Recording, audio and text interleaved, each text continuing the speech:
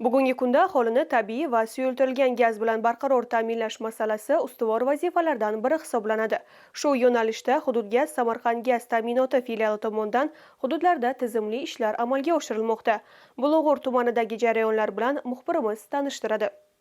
Viloyatimiz bo'ylab aholini tabiiy va suyultirilgan gaz bilan uzluksiz ta'minlash maqsadida Hududgaz Samarqand gaz ta'minot filiali tomonidan manzilli chora-tadbirlar ishlab chiqilib, bu borada Bulung'ur tumanida Bulung'ur tuman gaz ta'minoti bo'limi mutaxassislari gaz tarmoqlarini mukammal ta'mirlash, gaz bosimini me'yorlashtirish hamda mavjud infratuzilmani yaxshilash ishlarini izchil davom ettirishmoqda.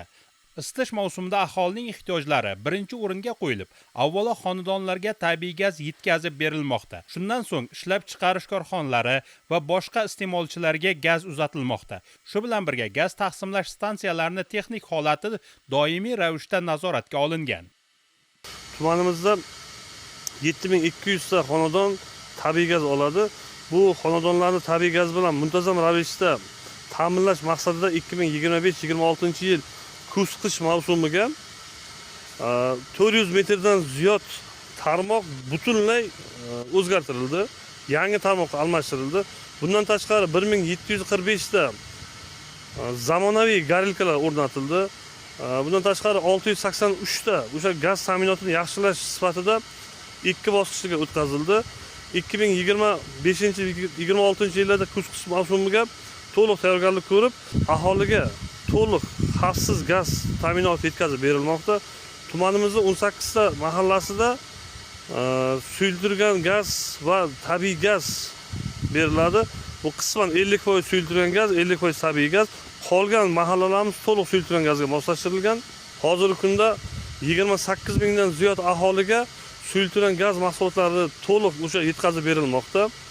Bundan tashqari o'sha har bitta mahallada xatlov qilindi. O'sha xatlov natijasida qancha ballonga ehtiyoj bo'lsa, o'sha ehtiyojlar qondirilib, har hafta Samarqand gaz stansiyasiga o'sha ballonlarni olib borib, o'sha ta'mirlash ishlari ham olib borilmoqda. Tumanda suyultirilgan gaz ta'minoti masalasiga ham alohida e'tibor qaratilgan. Belgilangan grafik asosida maishiy gaz ballonlar mahallalarga o'z vaqtida yetkazib berilmoqda. Jumladan Fozil Yo'ldosh mahallasiga har 45 kunda suyultirilgan gaz ballonlari yetkazilib, aholi ehtiyojlari qondirilmoqda. Ayniqsa tizimda shaffoflikni ta'minlash va aholiga yanada qulaylik yaratish maqsadida Fez ID tizimi joriy etilgan bo'lib, bunda har bir fuqaro belgilangan narx evaziga maishiy gaz ballonni xarid qilish imkoniga ega bo'lmoqda. Albatta amalga oshirilayotgan ushbu ishlar aholi xonadonlariga gaz ta'minotini barqarorligini ta'minlash, qishning sovuq kunlarida ham qulay sharoit yaratishga xizmat qilmoqda.